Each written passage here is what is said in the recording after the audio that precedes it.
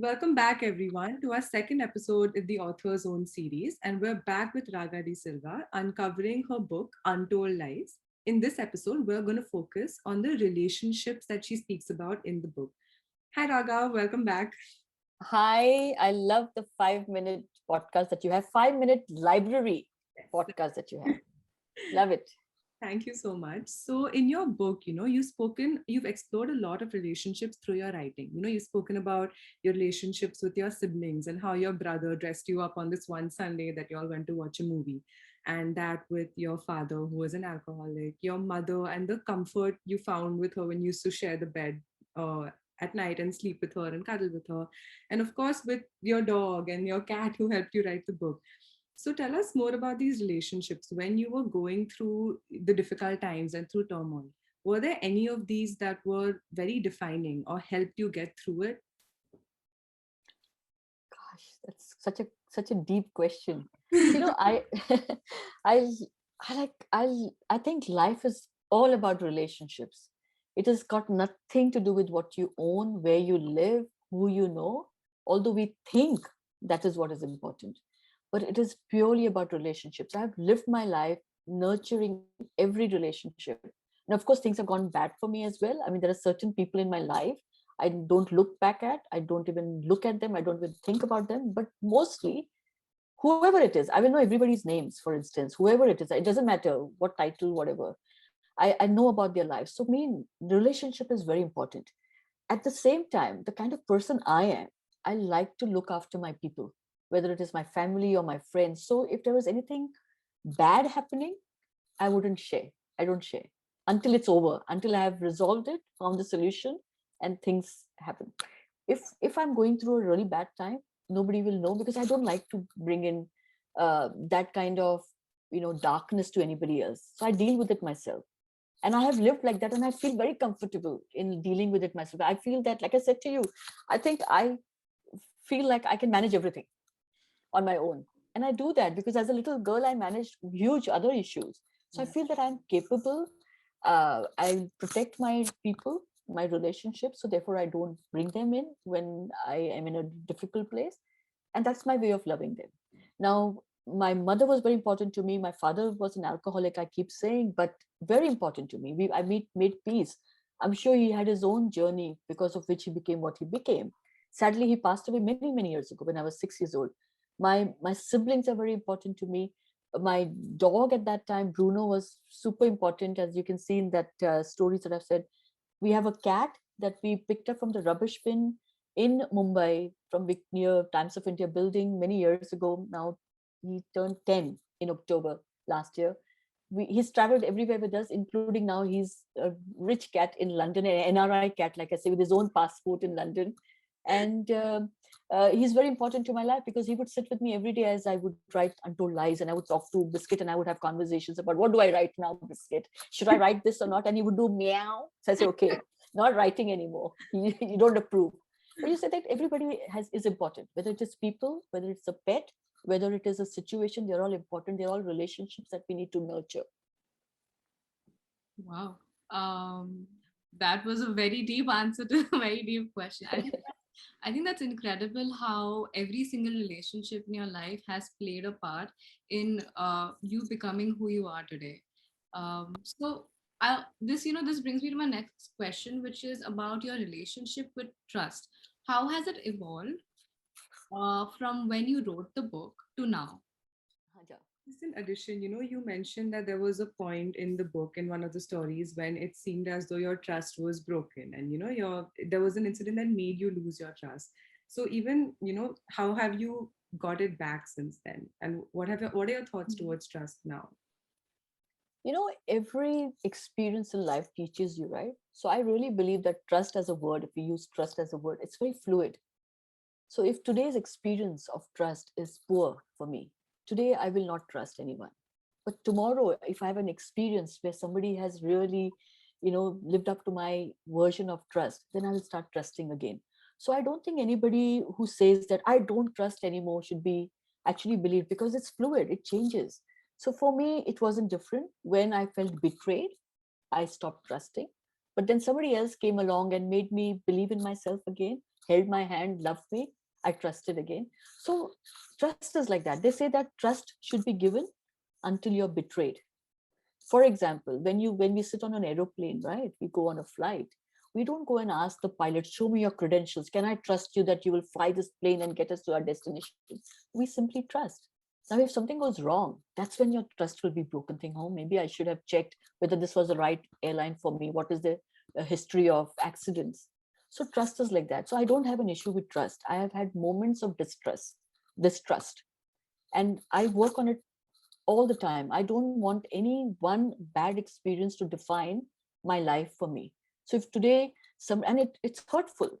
I have had instances like even yesterday, someone I trusted broke my trust. Now for that night, for the evening, I went through that whole period of feeling bad. I processed it, I reflected on it. Then I said, okay, I have to make peace with it, because next morning I have to wake up and I have to live my life again. I can't live my life in yesterday's pain or distrust, right? It's old news. It's like laundry. Let's wash that laundry off and start afresh. So today I washed that laundry off and today I don't have a problem, but I'll be very cautious of that particular person. And that's not distress. That's a learning. For sure. I think that's a very interesting way to look at the old narrative trope of, trust is like a piece of paper, once crumpled, it's never going to straighten out again. I mean, true, it is difficult to trust after you've been betrayed. But like you said, it's Having moments of distrust. moments of distrust. Yeah. And you can have a problem with trust with that particular incident or person, but don't let it define your image or your definition of trust for everything in this world. We should not generalize. We generalize. Okay, I really like that. Throughout the book, when I was reading, especially towards the end, I felt like there was a lot of poems about how much trust you had with yourself, and it really showed that you have a really great relationship with yourself, especially towards the end of the book. And, even after the incidents of domestic abuse, you talk about being reborn from a little girl to a little woman. And there's also so many incidences of mentioning things like your hair color, your nose pin. So, are all of these ways of self expression?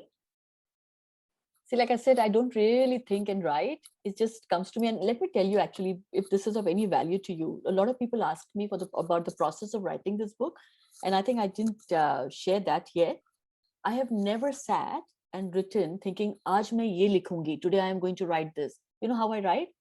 Suddenly it's suddenly like when you have this desire to go to the toilet, right? You want to pee and you have to go. Sorry, we should talk about these things as well. You know why it's a biology is a way of life, right?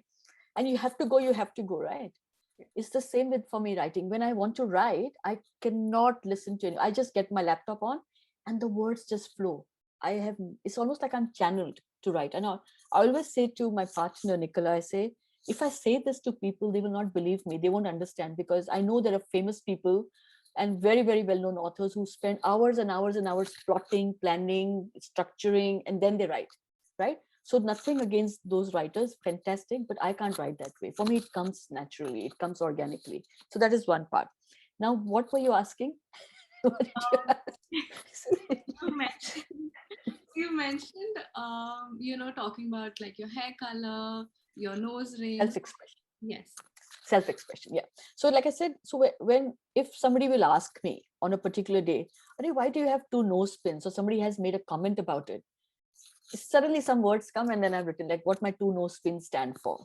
Or so the everyday's experiences or comments allow me the freedom, or the words come to me, let's say, and that's how I express myself.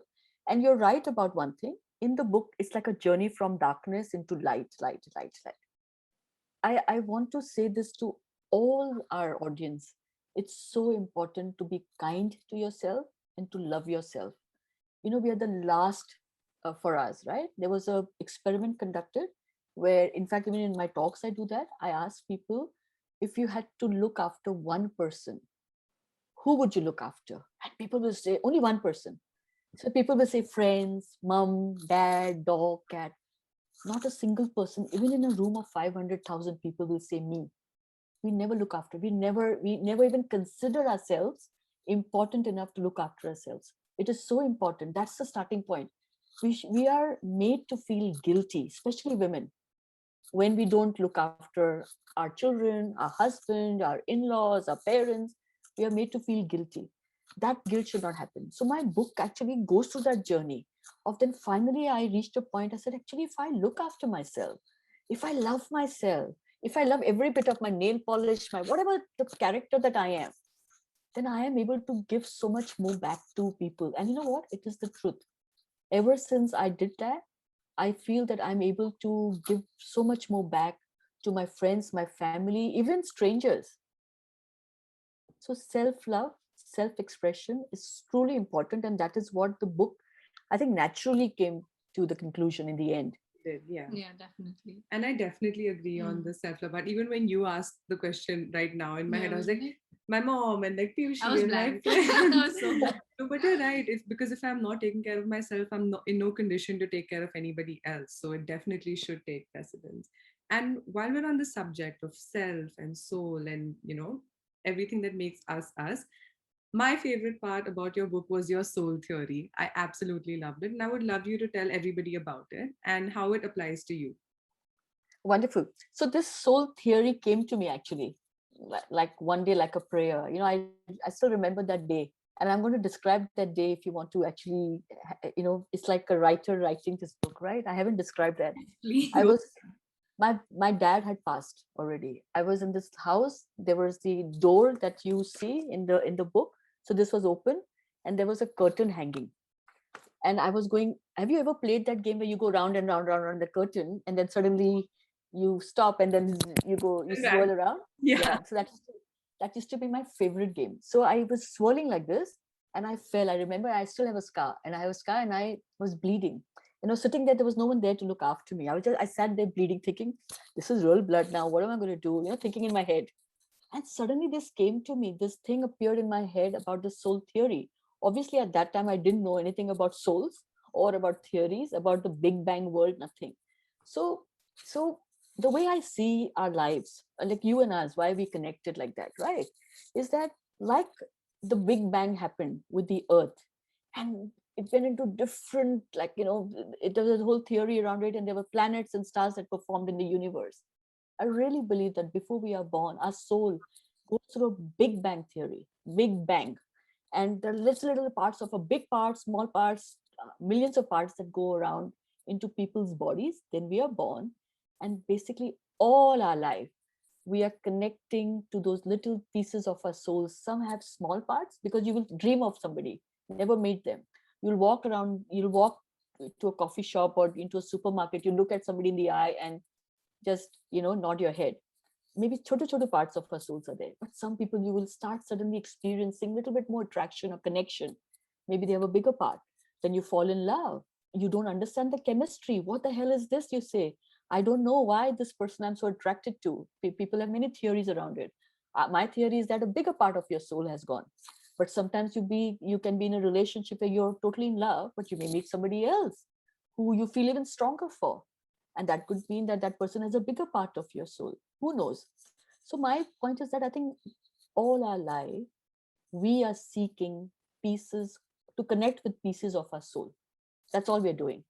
And that is why all the more reason we have to be gentle and kind to everybody, because they're actually carrying a piece of our soul. I absolutely love this theory, and this is why I wanted to discuss it. I think to everyone who's here, I'm sure a lot of people will be hearing it for the first time, but I hope you all found it as relatable as I did. And for one thing, I'm very thankful. When your soul went to that Big Bang, a little part came to us Yeah. and we connected. So Me too. I'm so happy it happened with you both, and I've absolutely loved interacting with you. For sure. Right. So, to everyone listening, to all of our amazing listeners, we hope you found this session as fun, insightful, learning, and hopeful as we did. And we would encourage you all to check out Raga, her work, her handle, totally out now, and definitely read her book. Yeah. So closets are for closed, not to hide your truth, my friends. Live your life absolutely beautifully, magically, without an untold lie.